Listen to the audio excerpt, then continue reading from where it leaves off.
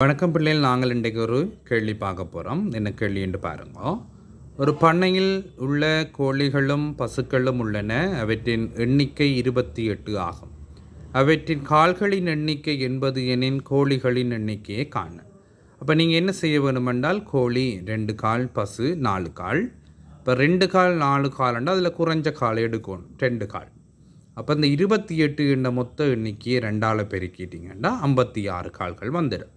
அப்போ இந்த 56 கால்கள் என்றது அங்கே உள்ள கோழிகளின் எல்லா கால்களும் வந்துடும். அதே நேரம் பசுக்களில் 2 கால் இங்கே வந்துடும். அப்போ மொத்தமாக இருக்கக்கூடிய 80 கால்களில் 56 கால்களை நாங்கள் கழிச்சோம் என்று சொன்னால் 24 கால்கள் மிச்சமாக இருக்க போயினோம். இந்த மிச்சமாக இருக்கிற கால்கள் யாற்ற கால்களாக இருக்கும்? பசுக்களின் கால்களாக இருக்கும். அப்போ ஏற்கனவே பசுக்களின் கால்களில் 2 கால்கள் நாங்கள் பெருக்கினபடியால் 2 கால்கள் பெருக்கப்படாமல் இருக்குது. அப்போ இந்த 24 நாங்கள் 2ஆல் பிரித்தால் 12 என்றது விடையாக கிடைக்கும்.